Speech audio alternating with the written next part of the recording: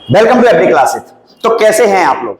तो जैसा कि आप लोगों को पता है कि एफडी क्लासेस पर इस चैनल पर फ्री ऑफ कॉस्ट सारे सब्जेक्ट्स जो है बढ़िया तरीके से पढ़ाए जा रहे हैं और बहुत सारे बच्चे इसका लाभ भी उठा रहे हैं।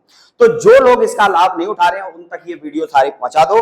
अच्छा, अभी अपन ने जो किया था फर्स्ट चैप्टर जो है नहीं sorry second chapter 9th class का सेकंड चैप्टर जो अपन ने उसका फर्स्ट पार्ट कंप्लीट कर लिया था। तो आज अपन जो स्टार्ट करने वाले हैं, आज अपन स्टार्ट करेंगे चैप्टर नंबर सेकंड का पार्ट 2। अच्छा, पार्ट 2 में अपन ने पार्ट 1 में अपन ने क्या क्या कंप्लीट कर लिया था, यानी टेक्टोनिक प्लेट्स जो है वो टेक्टोनिक प्लेट्स किस तरीके से उनका मूवमेंट हो रहता है, इसे देखो यहां से स्टार्ट किया था। यानी जो movements of the tectonic plates पढ़ लिया था अपन ने, और उस मूवमेंट्स की वजह से कौन कौन से इंसिडेंट्स होते हैं वो भी अपन ने पढ़ लिए थे।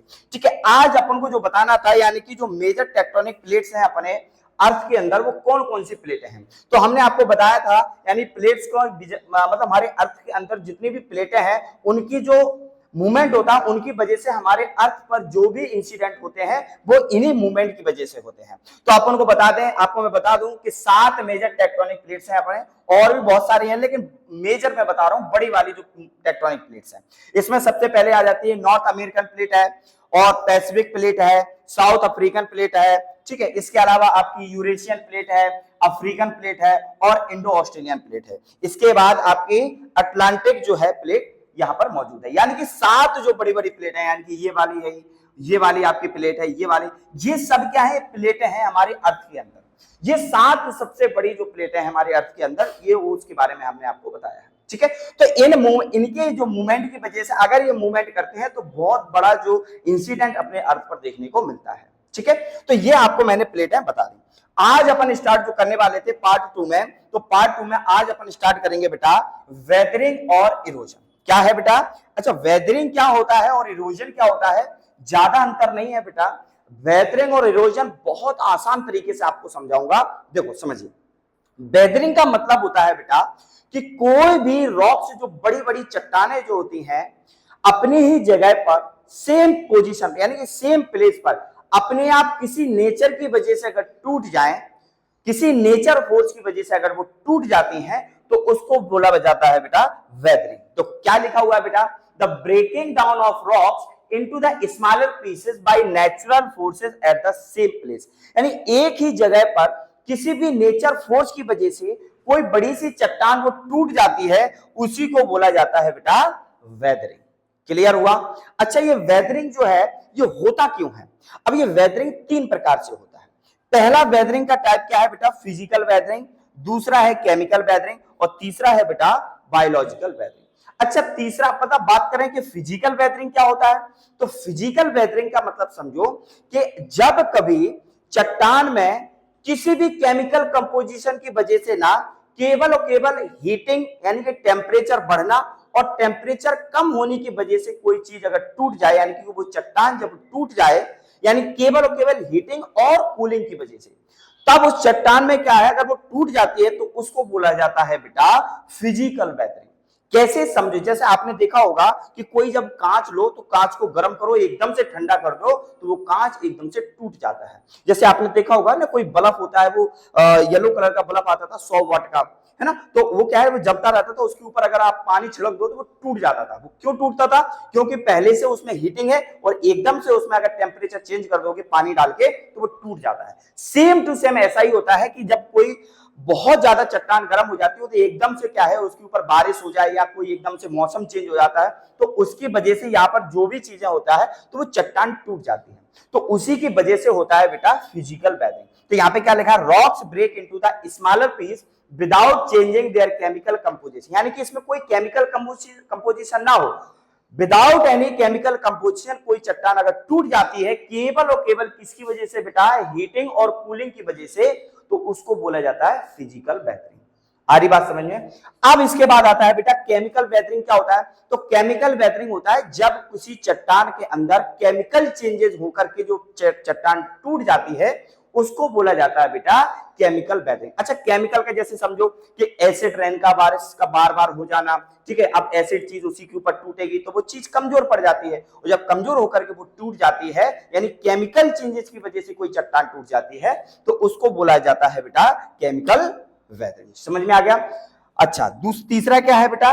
Biological weathering. बायोलॉजिकल मतलब कोई भी चट्टान के अंदर किसी माइक्रो ऑर्गेनिज्म की वजह से टूट जाए, यानी कि बहुत सारे जो माइक्रो ऑर्गेनिज्म होते हैं वो चट्टान के अंदर अपना मतलब घर बना लेते हैं, खोद खोद करके उसको धीरे धीरे वो उसके अंदर खकोल बना लेते हैं, ठीक है, चींटियां उसके अंदर बिल बना लेती हैं। तो इसकी वजह से या कोई पेड़ की जो जड़ है वो जड़ की वजह से वो चट्टान टूट जाती है, तो इसको बोला जाता है बेटा biological weathering.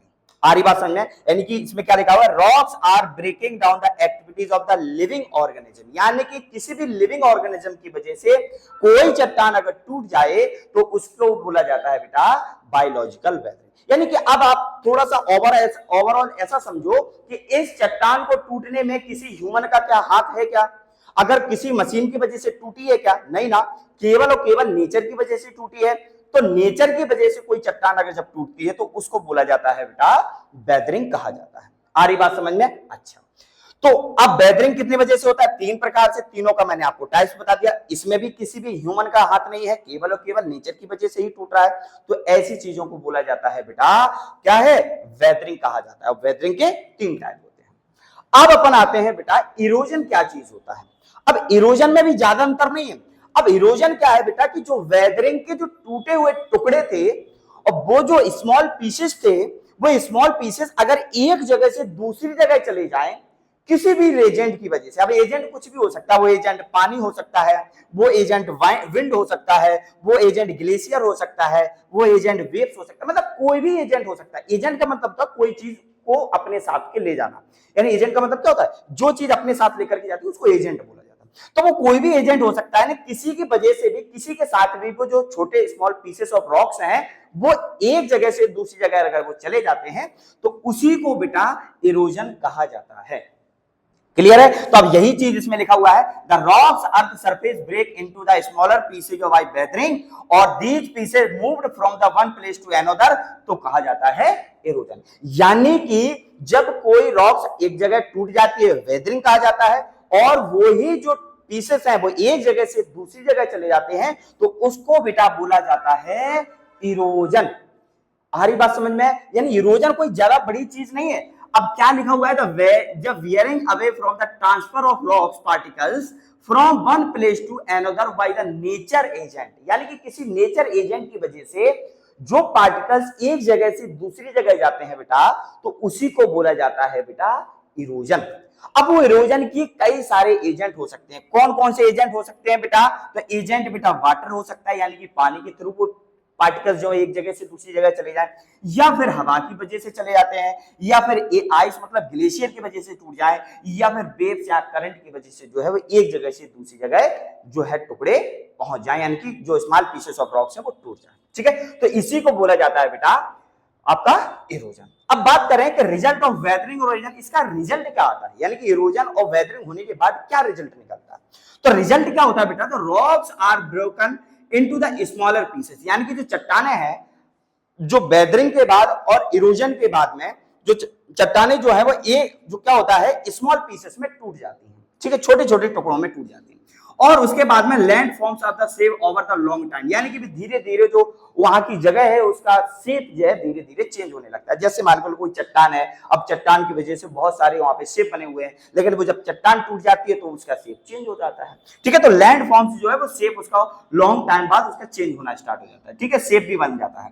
Soil is formed, यानी कि इसी वजह से सॉइल भी बन जाती है। अब यही चट्टाने धीरे धीरे धीरे और स्मॉल पीसेस में टूट जाए और टूट जाए, टूटते जाए तो एक टाइम ऐसा आएगा वो पूरी तरीके से सॉइल बन जाती है। ठीक है, new land form like valleys, deltas, beaches, ये सब चीजें जो है इसी की वजह से जो है वो बनना स्टार्ट हो जाता है। तो ये वेदरिंग और इरोजन की वजह से ही ये चीजें देखने को मिलती हैं।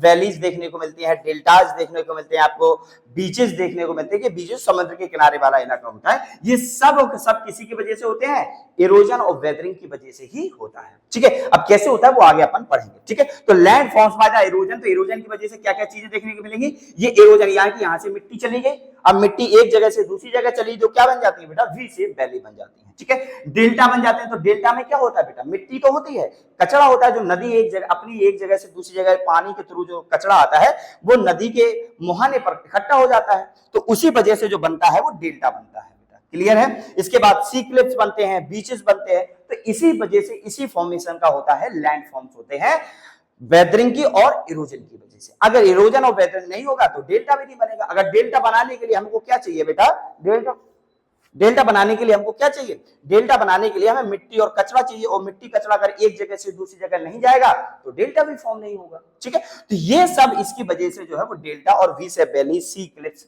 और बीचेस वगैरह जो है वो सारी चीजें फॉर्मेशन होना स्टार्ट हो जाता है। क्लियर है, तो ये सारी चीज अपन को समझ में आ गई। अब चलते हैं बेटा नेक्स्ट। अब नेक्स्ट में क्या है कि जो इरोजन होता है, ये मिट्टी का इरोजन, मिट्टी का मतलब अब जैसे आपने देखा होगा कि खेतों में जो है, यानी खेतों की अगर मिट्टी का इरोजन हो जाए तो उसको कैसे रोका जाए। खेतों में क्या होता है कि बहुत ज्यादा फर्टाइल जो मिट्टी है वो मिट्टी खेतों में पड़ी रहती है। अब अगर इसी के थ्रू अगर पानी आया, बाढ़ का पानी आया या फिर बात किसी भी कारण से या हवा की वजह से जो है, हवा की वजह से जो मिट्टी है टॉप मोस्ट लेयर अगर हट गई तो उससे क्या होगा कि जो खेत है वो खेत की फर्टिलिटी कम हो जाती है। अब जब फर्टिलिटी कम हो जाएगी तो उसमें एग्रीकल्चर भी कम होना स्टार्ट हो जाता है। तो उसको रोकने के लिए, यानी इरोजन को किस जगह, कोई कभी कभी क्या है इरोजन को हमें रोकना भी पड़ता है कि उस इरोजन को रोकने से फायदा होता है। तो फायदा यानी कि अगर हमने एग्रीकल्चर में अगर इरोजन को रोक लें तो एग्रीकल्चर की जो पैदावारी है वो बढ़ जाती है। ठीक है, तो उसको रोकने के लिए हमें क्या करना चाहिए बेटा, तो उसकी स्टेप है, तो हमको कंटूर प्लानिंग करना चाहिए, बंडिंग करना चाहिए और टेरेसिंग करना चाहिए। इससे क्या होगा, खेतों की फर्टिलिटी नहीं जाएगी। खेतों की जो फर्टिलिटी है वो पानी के साथ बाहर नहीं निकलती। कैसे, तो हम बात करें कि कंटूर प्लानिंग हमको करना चाहिए। कंटूर प्लानिंग क्या होता है बेटा, contour planning is the ploughing along the contour lines, यानी कि अक्रॉस द स्लोप। यानी कि हमको क्या करना होता है, केवल और केवल जो लाइन है अक्रॉस, इसके साथ साथ हमको यानी कि बीच बीच में हमें लाइनें छोड़नी होती है। यानी कि ये जो थोड़ी छोटी सी नालियां है ना, इनको छोड़ दिया जाता है, और ये हरी हरी चीज दिखाई दी, इसमें क्या है खेती करना स्टार्ट कर देते हैं। तो इससे क्या होगा कि अगर पानी आएगा ना तो पानी इन्हीं के थ्रू जो है वो बाहर निकल जाएगा, और जहां पर खेती वाली जो मिट्टी है यानी कि फर्टाइल जो मिट्टी है वो बच जाती है, और नालियों के थ्रू जो है पानी बाहर निकल जाता है। जैसे कि अभी आप देखो कि यहां पर जो है वो खेती करना स्टार्ट कर दिया, और बीच बीच में जो है वो नालियों को बना करके छोड़ दिया।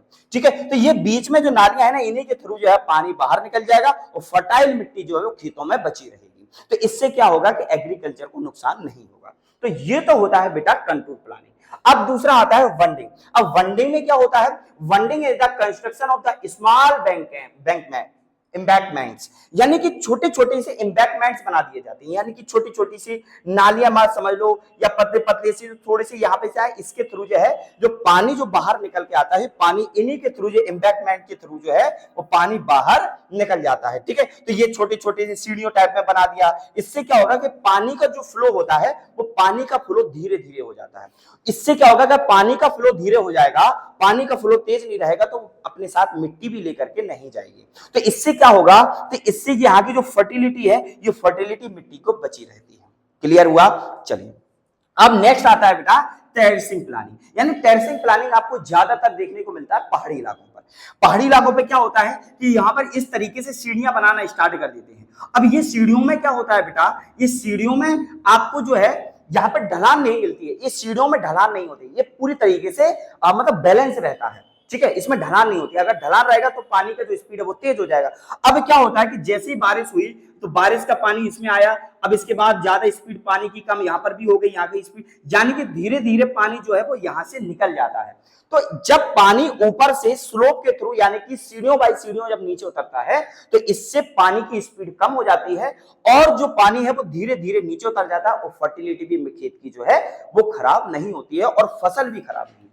तो यही चीज इसमें लिखा है, terracing the cutting step by like levels on the slope of hills. यानी कि किसी भी पहाड़ी पर एक स्लोप बना दिया जाता है, लेवल कर दिया जाता है उसका, यानी इसको ढलान नहीं करते। अगर ढलान करेंगे तो पानी का स्पीड जो है वो तेज रहेगा, तो पानी का स्पीड को कम करने के लिए उसमें लेवल कर देते हैं, और पानी धीरे धीरे जो है वो अपना नीचे आ जाता है, और इससे जो मिट्टी की इरोजन है वो बची रहती है। क्लियर है, तो यही सारी चीज अपन ने देखो, आप कहीं पहाड़ी इलाकों पे अगर गए होगे तो इस तरीके से आपको जो है वो नजारा देखने को मिलता है। तो इसी को बोला जाता है बेटा टेरेसिंग प्लानिंग, यानी कि टेरेसिंग की वजह से जो है वो खेतों की मिट्टी जो है फर्टिलिटी जो है वो बची रहती है।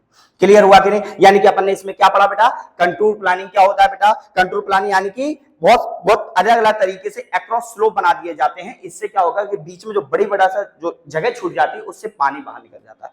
और बंडिंग में क्या होता है बेटा, बंडिंग में यार एम्बैंकमेंट्स बना दी जाती हैं छोटे छोटे, उसके थ्रू जो है वो पानी निकल जाता है, ठीक है। और टेरेसिंग प्लानिंग में क्या होता है, टेरेसिंग प्लानिंग में स्लोप बना दिए जाते हैं बैलेंस तरीके से, ताकि क्या हो, जो पानी का जो स्पीड है वो धीरे धीरे जाके नीचे निकल जाए और पानी को कोई भी मिट्टी को जो है कोई भी नुकसान ना पहुंचे, ठीक है।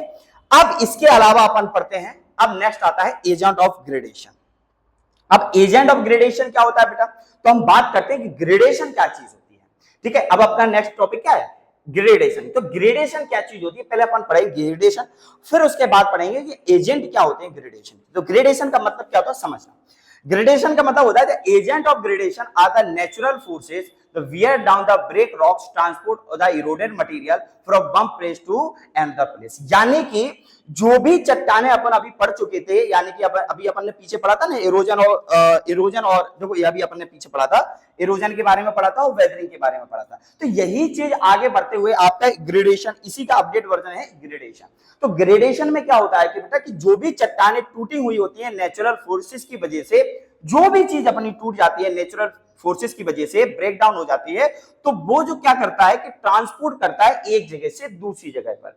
यानी कि कोई भी चीजें एक जगह से दूसरी जगह जब जाती हैं, एक जगह से अनदर प्लेस, यानी कि one place to another place, deposit them in the new place. यानी कि कहीं जगह एक जगह से दूसरी जगह जब लेकर के जाते हैं, तो नई जगह पर जो चीजें लेके जाती हैं उसको बोला जाता है बेटा एजेंट ऑफ ग्रेडेशन, या हम इनको यूं कहें एजेंट ऑफ इरोजन।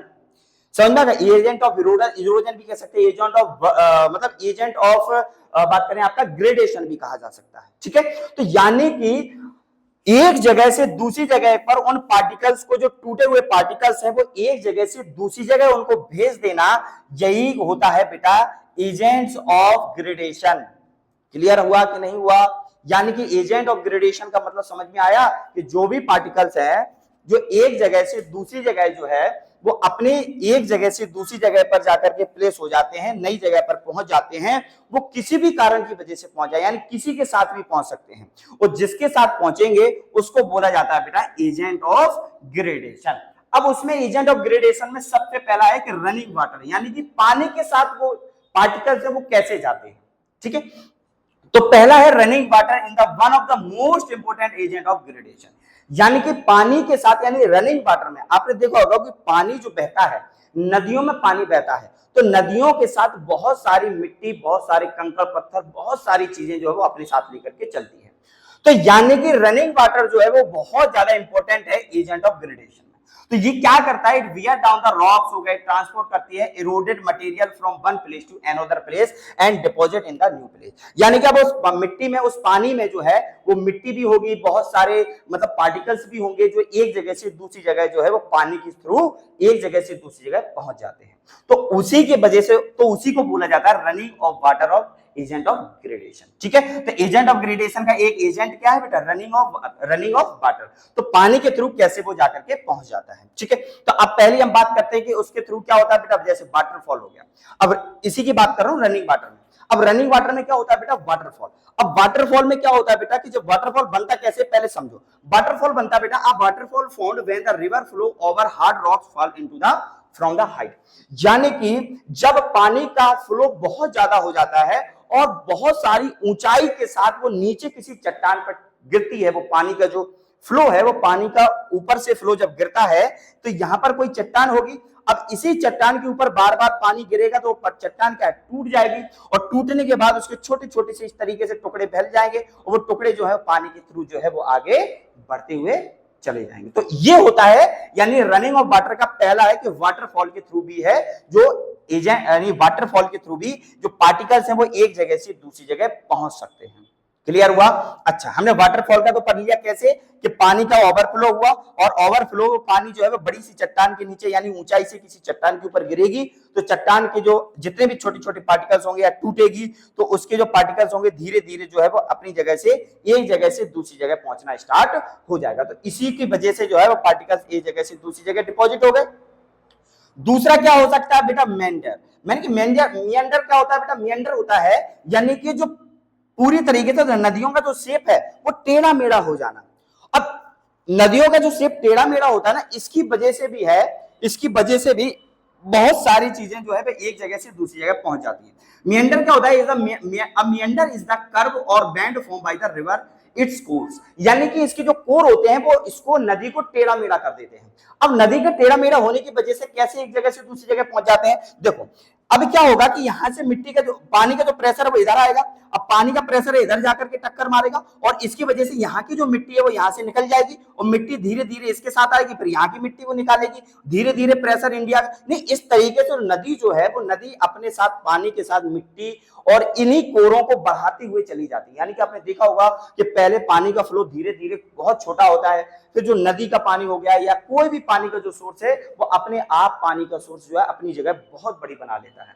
वो इसी वजह से बनाता है क्योंकि उसमें मियंडर होना स्टार्ट हो जाता है और मियंडर की वजह से क्या है कि ये वाले जो कोर है वो बढ़ते हुए चले जाते हैं, ये बढ़ता चला जाएगा यानी कि साइज इसका बढ़ता चला जाता है। ठीक है, तो ये मियंडर की वजह। अब यहाँ पर जितने भी पार्टिकल्स होंगे, यहाँ पर जितने भी डिपॉजिट होंगे पार्टिकल्स, ये पार्टिकल्स पानी के साथ आ जाएंगे घुल के और पानी के साथ ये जो है वो धीरे धीरे आगे जाकर के किसी भी नदी की जगह एक जगह से दूसरी जगह जो नदी के थ्रू या पानी के थ्रू जो है वो पहुंच जाते हैं। तो इसी को बोला जाता है बेटा मियंडर। तीसरा होता है बेटा डेल्टा। अब डेल्टा में क्या होता है कि जितनी भी नदियां होती हैं अपने साथ जितने भी पार्टिकल्स लेकर के आती हैं, जितना भी कचरा अपने साथ लेकर के आती है, चाहे वो मिट्टी हो जाए, चाहे पेड़ पौधे हो जाए, कुछ भी हो जाए, कंकड़ पत्थर हो जाए, जो भी चीज अपने साथ लेकर के आती हैं वो सब जाकर के वो नदी के एक मुहाने पर यानी कि लास्ट यानी कि माउथ पर, जो नदी का जो किसी भी ओशियन में गिरने से पहले जो ओशियन का मतलब कुछ रिवर का जो माउथ होता है ना वो अपने माउथ पर इकट्ठा कर देती है। तो उसी को जो इकट्ठा करने का यानी कि इसमें क्या होगा, मिट्टी वगैरह होगी, तो यहां पर जितनी भी मिट्टी होती है ना वो जो इकट्ठा कर देती है इसी को बोला जाता है बेटा डेल्टा। कैसे फॉर्म होता है delta? A delta is the flow of flat the land form from the mouth of the river where the enter sea the lake और ओशियन, यानी किसी भी लेक में जाए या किसी भी ओशियन में जाए वो वहां से गिरने से पहले अपने जो गिरने का जो स्थान होता है उसको बोला जाता है माउथ बोला जाता है, रिवर का माउथ होता है वो, तो अपने माउथ पर मिट्टी को इकट्ठा कर देती है। अब ये इकट्ठा क्यों करेगी? जब करती है इकट्ठा जब इसका यहां पर जो नदी का फ्लो जो है वो लो हो जाए, यानी कि नदी का फ्लो अगर यहां पर तेज होगा तो यहां पर डेल्टा नहीं बनेगा। क्यों? इसलिए नहीं बनता है कि अगर इसका तेज रहेगा तो जो भी मतलब पानी के साथ जो भी आएगा ना इसको रास्ते में जो भी चीज देखने को मिलेगी यानी कि जो भी चीज इसके रास्ते में आएगी वो अपने साथ लेकर के चला जाएगा और जाके किसी भी समंदर या लेक में जाके उस कचरे को गिरा देगी। लेकिन डेल्टा तभी फॉर्म होता है जब नदी की जो स्पीड है यहां पर लो हो जाए, यानी कि बिल्कुल समान हो जाए, बिल्कुल यहां पर क्या है वो delta is a low flat landform, यानी कि बहुत ज्यादा यहां पर पानी का जो स्पीड है वो लो हो जाए। तो इसी वजह से अगर पानी का स्पीड लो होगी तो फिर अपने साथ जितने भी कचरा लेकर के आती है तो यहां पर वो है डिपॉजिट करना स्टार्ट कर देती है। समझ में आ गया? तो पानी का अगर स्पीड अगर तेज हुई तो फिर डेल्टा नहीं बनता है। समझ में गया? इसलिए हम आपको बता दें कि नर्मदा रिवर है और आपकी तापी रिवर है, ये दो तीन रिवर जो है वो आपकी डेल्टा नहीं बनाती। वो इसलिए नहीं बनाती हैं क्योंकि उनके पानी का जो फ्लो है वो मुहाने पर, उसके जो माउथ पर स्पीड बहुत ज्यादा तेज होती है। तो इसकी वजह से उसके रास्ते में जो भी एजेंट आते हैं मतलब जो भी पार्टिकल्स आते हैं वो अपने साथ ले जाकर के अरेबियन सी में गिर जाती है। ठीक है, तो इस वजह से नर्मदा रिवर जो है वो डेल्टा नहीं बनाती है। लेकिन यहाँ पर डेल्टा बनाने वाले बहुत सारी नदियां हैं, यानी कि सबसे बड़ा जो डेल्टा है वो अपने इंडिया का गंगा ब्रह्मपुत्र डेल्टा है जिसको हम सुंदरवन डेल्टा के नाम से जाना जाता है, जो कि हमारा वेस्ट बंगाल में है। और ये कौन सी नदी बनाती है डेल्टा? गंगा और ब्रह्मपुत्र मिलकर के ये दुनिया का सबसे बड़ा डेल्टा का निर्माण करती है। और इस डेल्टा में क्या होता है बेटा? मिट्टी होती है। ठीक है, नदी अपने साथ क्या लेकर के आती है? मिट्टी या रेत, तो उसमें यही होती है। और ये मिट्टी इसमें एलुवियल सॉइल होती है बेटा, एलुवियल सॉइल होगी और एलुवियल सॉइल जो होती है वो सबसे ज्यादा फर्टाइल सॉइल होती है। एलुवियल सॉइल जो होती है वो सबसे ज्यादा फर्टाइल यानी कि यहाँ के आसपास जो है वो खेती बहुत अच्छी होती है। ठीक है, तो ये सारी चीज जो था यानी एजेंट ऑफ ग्रेडेशन में सबसे पहले अपन ने पढ़ा बेटा कि रनिंग वाटर से जो है पानी के थ्रू एक जगह से दूसरी जगह कैसे पहुंच जाते हैं। अब आगे अपन पढ़ेंगे कि वेव्स के थ्रू किस तरीके से एक जगह से दूसरी जगह जो चीजें हैं वो पहुंच जाती हैं वेव्स और करंट की वजह से। ठीक है, दोनों एक जैसा ही है, ज्यादा अंतर नहीं है। वेव्स का मतलब होता है बेटा, वेव्स होती हैं, waves are form by the strong winds blowing over the surface of the sea water. यानी कि जब सी वाटर पे बहुत तेज हवाएं चलना स्टार्ट हो जाती हैं तो उसकी वजह से बनता है बेटा वेव्स बनती हैं। यानी कि समंदर के अंदर, यानी कि किसी भी सी पे जो लेवल है, यानी कि ऊपर जो है, उसमें हवाओं का अगर तेज हो गया तो हवाओं की तेजी की वजह से, यानी स्ट्रॉन्ग विंड की वजह से जो है वो वेव्स बनना स्टार्ट हो जाती है। अब यही वेव्स क्या होती हैं, वो धीरे धीरे जाकर के यहां पर टकराना स्टार्ट कर देती हैं। अब ये धीरे धीरे टकराएंगी तो यहां से क्या होगी, मिट्टी और जितने भी यहाँ पर मतलब यहाँ पर पार्टिकल्स हैं, ये पार्टिकल्स पानी के साथ घुल के और वापस आ जाते हैं। समझ में आ गया? तो इस तरीके से जो अब पानी का आएगा यहाँ पर, टक्कर मारेंगे और टक्कर मारने के बाद ये जहां की जो मिट्टी है वो मिट्टी घुल करके वापस इसी समंदर में चली जाती है। तो यहां से क्या हुआ, इरोजन हुआ। इरोजन मतलब यहां से क्या हुआ, यहां से इसको मतलब जो भी पार्टिकल्स है वो टूटे और टूटने के बाद में यहां से एक जगह से दूसरी जगह सेटल डाउन हो गए। तो इसी को तो बोला जाएगा बेटा, या तो ग्रेडेशन बोलो या इरोजन बोल दो। तो इरोजन हुआ यहां से। अब ये इरोजन की वजह से बहुत सारी समंदर के आसपास आपको इस तरीके से आपको जो है वो स्ट्रक्चर देखने को मिल जाते हैं। तो ये किसकी वजह से बनते हैं, ये सिर्फ और सिर्फ ग्रेडेशन की वजह से, या आपको बात करें इरोजन की वजह से बनते हैं, क्योंकि धीरे धीरे यहां से जो है मिट्टी धीरे धीरे वो ये निकलना स्टार्ट हो जाती है और इस तरीके से आपको स्ट्रक्चर बनना स्टार्ट दिख जाते हैं। तो समंदर के आसपास आपने देखा होगा इस तरीके से जो है वो स्ट्रक्चर मिल जाते हैं, यानी इसको बोला जाता है सी क्लिफ। इसको क्या है, ये स्ट्रक्चर है बेटा, ये पानी के मतलब यहां से जो है वो धीरे धीरे जो बात करें इनका, यहां से मिट्टी जो है वो बाहर निकल जाती है और जो मिट्टी बाहर निकल जाएगी तो यानी कि स्ट्रक्चर आपको जो है वो इसी तरीके से देखने को मिल जाते हैं। तो जो इस तरीके का स्ट्रक्चर देखने को मिले वो उसको बोला जाता है सी क्लिफ। और उस तरीके से आपको सी केव्स भी देखने को मिलते हैं, यानी कि पानी मतलब ऊपर का लैंड है वो धीरे पड़ जाता है और पानी आसपास निकलना जाता है, यानी कि पानी जो है वो एक गुफा सी बन जाती है। ठीक है, पानी के लिए वो पानी जो है अपनी जगह से जगह ढूंढ लेता है और उसमें गुफा सी बन जाती है। तो ऐसे स्ट्रक्चर को बोला जाता है सी केव्स। ऐसे ही आपको बहुत सारी चीजें और धीरे धीरे यहां से मिट्टी हटना स्टार्ट हो जाती है, ऐसे ही लैंड फॉर्म धीरे धीरे इस तरीके से जो सी स्टैक्स बोल जाते हैं।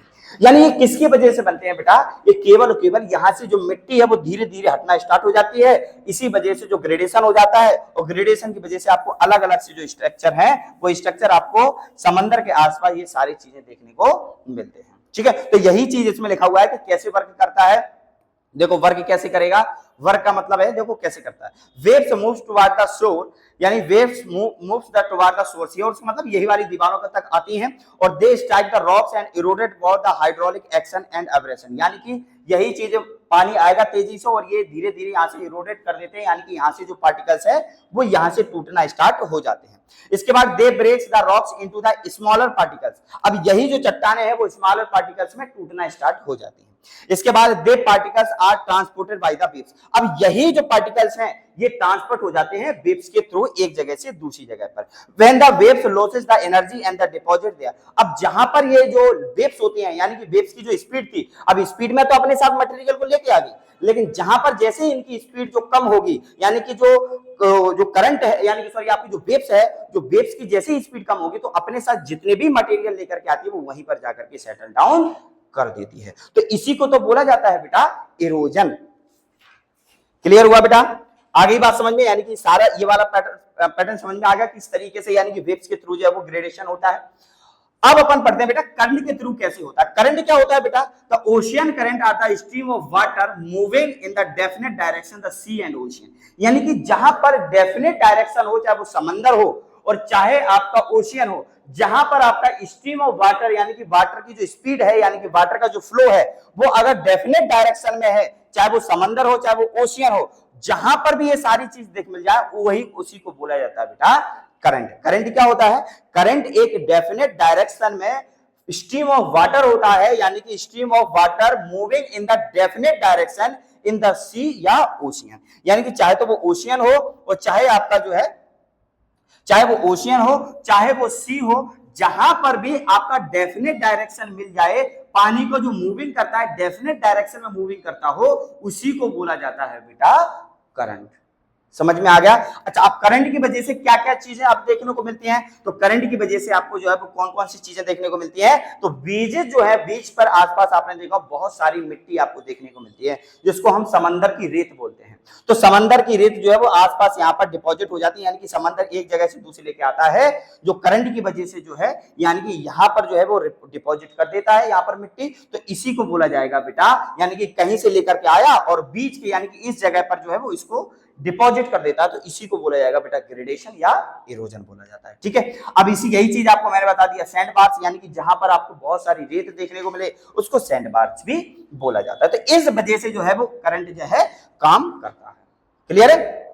अब हम आपको बता दें, तो ये सारे जो चीजें हैं, यही चीजें यानी वेव्स के थ्रू कैसे हुआ, पहले अपन ने पढ़ा बेटा वाटर के थ्रू, यहां पर अपन ने क्या पढ़ा था बेटा, रनिंग वाटर के थ्रू किस तरीके से ग्रेडेशन होता है, एक जगह से दूसरी जगह कैसे पार्टिकल्स पहुंचते हैं, वो तीन जगह से आपको तीन वजह से बताया, एक वाटरफॉल, मियंडर और डेल्टा की वजह से, फिर उसकी वजह से आपको, और इसके अलावा अब एजेंट ऑफ ग्रेडेशन में एक और आया आपके बुक में, वेव्स और करंट के थ्रू कैसे पहुंचता है, तो वेव्स के थ्रू कैसे पहुंचता है, इस तरीके से स्ट्रक्चर बनता है जब इरोडेड हो जाते हैं यहाँ से मटेरियल, और उसके बाद में करंट की वजह से क्या क्या स्ट्रक्चर फॉर्म होते हैं, क्या क्या चीजें बनती है, तो बीजेस और सैंड बार्स बन जाते हैं। ठीक है, अब अपन आगे पढ़ते हैं बेटा कि एजेंट ऑफ ग्रेडेशन में एक और है बेटा कि विंड और अंडरग्राउंड वाटर की वजह से किस तरीके से जो है वो यहाँ पर इरोजन होता है। ठीक है, विंड की वजह से तो बिल्कुल आपने देखा होगा कि विंड की वजह से, यानी कि wind are natural agent of the wears down rocks transport और the eroded material deposit into the another plane, यानी कि हवा के थ्रू जो भी मटेरियल से जो होता है, जो भी पार्टिकल्स होते हैं वो एक जगह से दूसरी जगह पहुंच जाए, यानी कि हवा के थ्रू पहुंच जाए, तो हवा के थ्रू अगर कोई भी चीजें पहुंच जाती हैं तो वो होता है बेटा विंड ऑफ ग्रेडेशन। ठीक है, अब ये काम कैसे करता है, विंड फ्लो और the rocks and the breaks into the smaller particles, यानी कि यहाँ पर क्या है, बहुत तेजी से हवाएं चलती हैं, जहां पर देखो आपने देखा होगा कि जहां पर पूरी तरीके से खाली एरिया होता है तो वहां पर हवाएं तेज चलती है, तो हवाएं क्या करती है, यहाँ पर तेजी से आएगी, अब यहाँ की जो है मिट्टी धूल बन के यहाँ से उड़ गई, फिर कहीं जाकर के हवा जहां पर स्पीड कम होती है वहीं पर जो है पार्टिकल्स हवा अपने साथ जो लेकर के आती है वो वहीं पर सेटल डाउन कर देती है, तो यानी कि यहाँ से पार्टिकल्स उठाए, यहां से क्यों उठाए, क्योंकि यहां पर जो स्पीड थी हवा की बहुत ज्यादा थी, विंड की जो स्पीड थी बहुत ज्यादा थी, फिर जाकर के जहां पर भी मतलब जहां पर भी स्पीड उसकी कम होती है वहीं पर वो जो पार्टिकल्स है वो सेटल डाउन कर देते हैं। तो आपने देखा होगा कि आंधी तूफान जब आते हैं तो अपने साथ कितना सारा मटेरियल लेकर के आते हैं, तो ये सब क्या है, यही तो ग्रेडेशन है। ऐसे ही कहीं से मिट्टी लेकर आए, कहीं पर जो भी पेड़ पौधे मिल जाए, छोटा छोटा झोंका मिल जाए, तो सारा चीज अपने साथ लेकर के आते हैं। अब उसकी वजह से जो है वो लैंड फॉर्म्स किस तरीके से बन जाती है विंड की वजह से, तो इस तरीके का अगर आपको स्ट्रक्चर मिल जाए तो इसको बोला जाता है बेटा मशरूम रॉक्स।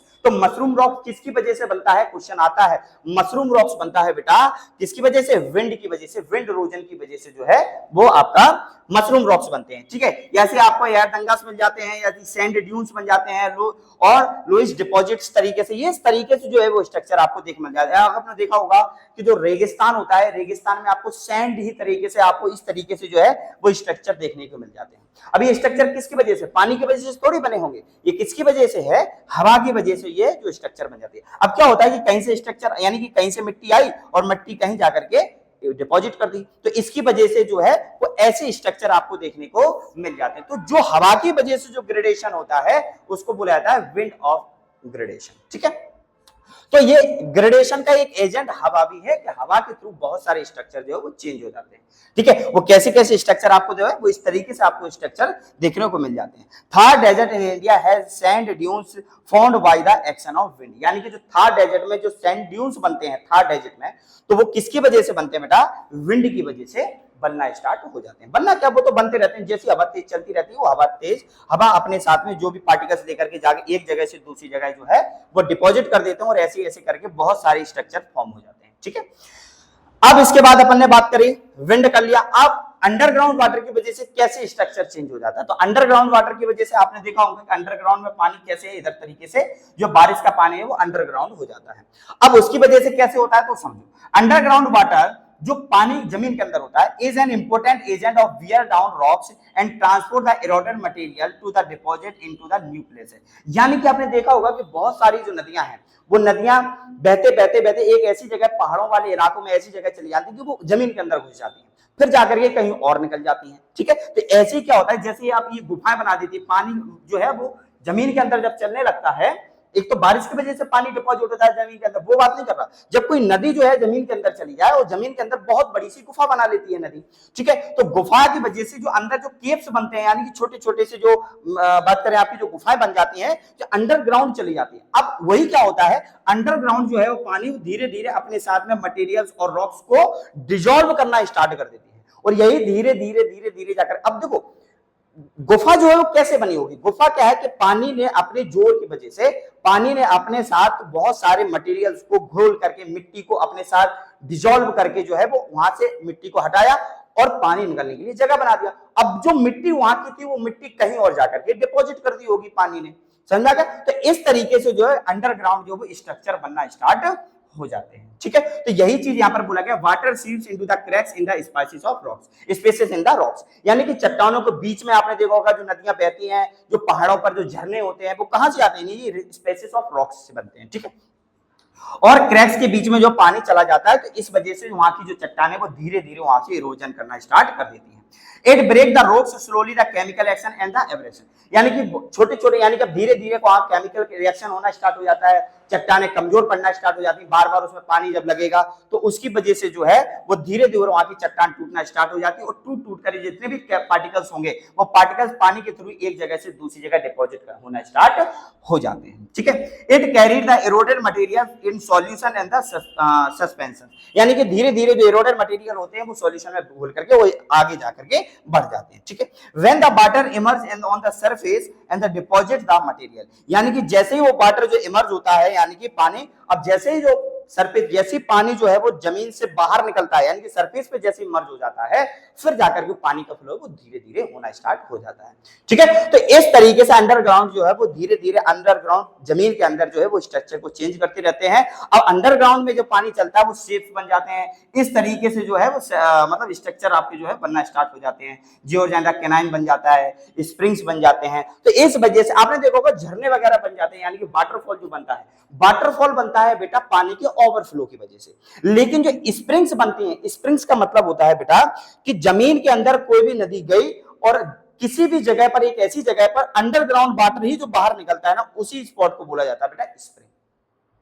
जो भी जगह पर, यानी कि जैसे ही क्या होगा, किसी जमीन को, यानी कि पानी को अंडरग्राउंड, जैसे ही पानी अंडरग्राउंड होता है और अंडरग्राउंड होने के बाद जब बाहर निकलता है जमीन के अंदर, जैसे ये बाहर निकला तो उसको बोला जाता है, उस स्पॉट को बोला जाता है स्प्रिंग। और वाटरफॉल क्या होता है कि नदी के ओवरफ्लो की वजह से कोई ऊंचाई से जब पानी गिर जाता है तो उसको बोला जाता है बेटा वाटरफॉल, ठीक है। और जमीन के अंदर से पानी जब जमीन पर आता है, यानी कि फ्लोर पर आता है, तब उसको बोला जाता है बेटा स्प्रिंग। तो ये अंतर होता है वाटरफॉल में और स्प्रिंग में।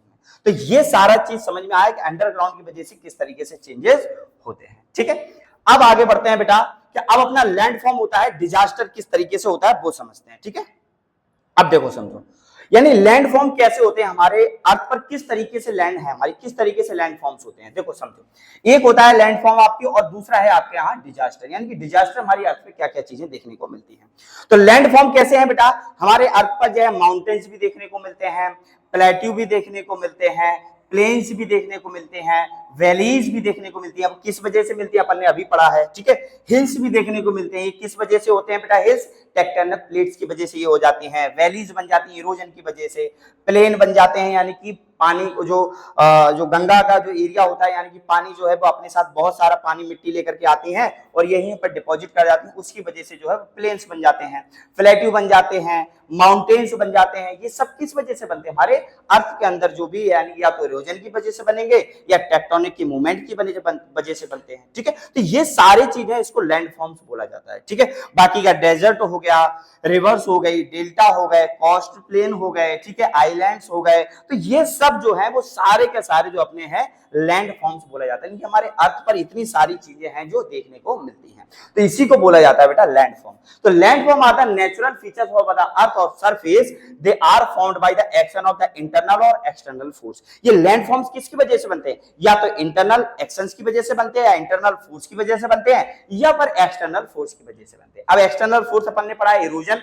और इंटरनल फोर्स जो पढ़ा है वो अपन ने टेक्टोनिक प्लेट्स के मूवमेंट पढ़ा था। तो ये दोनों की एक्शंस की वजह से, दोनों के फोर्स की वजह से जो वो लैंडफॉर्म्स होना स्टार्ट हो जाते हैं। आ रही बात समझ में? तो कौन कौन से फॉर्म देखने को मिलते हैं, ये सारी चीजें लैंडफॉर्म आपको देखने को मिलते हैं। ठीक है। अब आते हैं अपना बेटा डिजास्टर, यानी डिजास्टर का मतलब होता है, डिजास्टर क्या होता है बेटा? डिजास्टर का मतलब होता है जो हमारी अर्थ पर, यानी कि disaster is the sudden natural events that caused by the great damage life and property, यानी कि एक सडन होने वाला एक इवेंट है अर्थ पर जिसकी वजह से बहुत सारी चीजें जो है वो टूट जाती हैं, यानी कि प्रॉपर्टी और हमारी जो लाइफ है वो डैमेज हो सकती है, तो उसी को बोला जाता है बेटा डिजास्टर। अभी डिजास्टर में कौन कौन सी चीज आती है, जैसे कि अर्थक्वेक हो गया। अब अर्थक्वेक अचानक से ही आता है, ऐसे कोई बता के नहीं आता कि उसके पास कोई फोन होगा कि फोन करेगा, हेलो मैं डिजास्टर हूं, मैं आने वाला हूं, मैं अर्थक्वेक हूं, मैं आने वाला हूं, तो ऐसा तो नहीं है। ये सब सडनली यानी कि अचानक से होने वाले जो नेचुरल इवेंट्स हैं वो सब के सब डिजास्टर में आते हैं, ठीक है। तो जैसे अर्थक्वेक हो गया, वोल्केनो फट गया, वोल्केनो भी कभी नहीं बोलता, ठीक है। इसके बाद फ्लड आ गया, साइक्लोन आ गया, ठीक है। इसके बाद आपके लैंडस्लाइड हो जाती है, सुनामी आती है, ड्रफ हो जाता है, ठीक है। इस तरीके से जितने भी आप इंसिडेंट हैं ये सब के सब डिजास्टर हैं, और डिजास्टर का मतलब होता है कि सडन कोई भी इवेंट जब होने लगता है हमारी अर्थ पर तो वो सब के सब क्या, और इसकी वजह से जितने भी हमारे डैमेज और लाइफ और प्रॉपर्टी होती है डैमेज, ये सब के सब सडन इवेंट्स की वजह से होते हैं जो कि नेचुरल तरीके से होता है, ठीक है। तो इसकी वजह से बहुत सारी चीजें आपने को देखने को मिलती है, ठीक है। जैसे अर्थक्वेक हो गया, वोल्केनो हो गया और फ्लड हो गया, ठीक है। तो ये सारी चीजें हैं जो अपन ने डिजास्टर में पढ़ लिया, ठीक है। अब इसके बाद आपका जो है वो चैप्टर होता है यहीं पर खत्म। तो आज अपन ने क्या क्या पढ़ा, एक बार फटाफट से इसको रिवीजन कर लेते हैं, ठीक है। चलिए, यहीं पर पढ़ा था, चलिए देखिए। तो अपन ने आज क्या पढ़ा बेटा, जल्दी से फटाफट से रिवीजन कर लें कि वेदरिंग और इरोजन क्या होता है। वेदरिंग का मतलब होता है चट्टान का टूट जाना, और मतलब एक ही जगह पर टूटे हुए, यानी कि किसी भी नेचुरल फोर्स की वजह से चट्टानों का टूट जाना, उसको बोला जाता है बेटा वेदरिंग। और इरोजन क्या होता है कि वही पार्टिकल्स एक जगह से दूसरी जगह पहुंच जाए, उसी को बोला जाता है बेटा इरोजन। अब वो इरोजन के और वेदरिंग के एजेंट्स कुछ भी हो सकते हैं। तो इरोजन के एजेंट क्या है बेटा, पानी हो गया, विंड हो गया, ठीक है, ग्लेशियर हो गया और वेव्स हो गया। तो पानी के थ्रू कैसे भी जाकर के जो है वो इरोजन हो सकता है। अब अपन ने पढ़ा कंटूर और बंडिंग और टेरसिंग, यानी कि हमारे मतलब बात करें हमारी जो फसल होती है, यानी कि बात करें एग्रीकल्चर में, इसको कैसे रोका जाए। तो उसको रोकने के लिए हमारे पास बहुत सारे मेथड होते हैं। तो उसमें से मेथड आपकी बुक में जो दिए हुए हैं वो कंटूर, बंडिंग और टेरसिंग है। तो इसकी वजह से जो है वो हमारी मिट्टी की जो फर्टिलिटी है वो ज्यादा खत्म नहीं होती, इससे हमारी एग्रीकल्चर को कोई भी नुकसान नहीं होता है,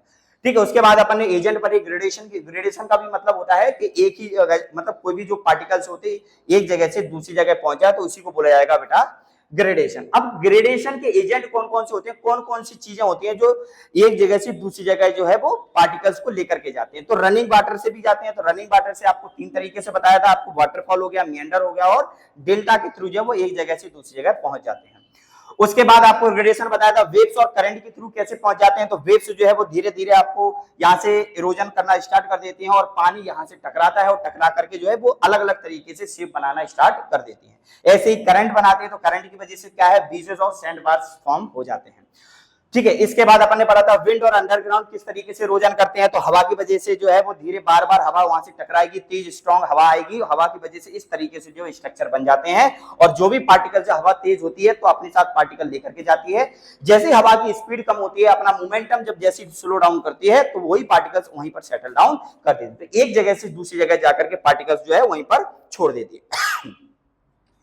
इसके बाद अपन पढ़े अंडरग्राउंड वाटर। तो अंडरग्राउंड वाटर यानी कि जब भी कभी मतलब कोई क्रैक्स होते हैं, कोई मतलब स्पेस होता है कि चट्टान के बीच में, सो उसी में जब पानी जब चला जाए और पानी जब जाने के बाद में अंडर तरीके से नहीं अंडरग्राउंड में जो पानी अपने लिए जगह बना देती है तो वहां से जो मिट्टी हटाएगी तो वही तो होता है इरोजन। और इरोजन की वजह से इस तरीके से जो है वो शेप बनना स्टार्ट हो जाते हैं। ऊपर से जमीन रहती है और नीचे अंडरग्राउंड पानी चलता रहता है, ठीक है। तो इस तरीके से वो शेप बनाना स्टार्ट कर देती है। तो इस पे स्प्रिंग होता है।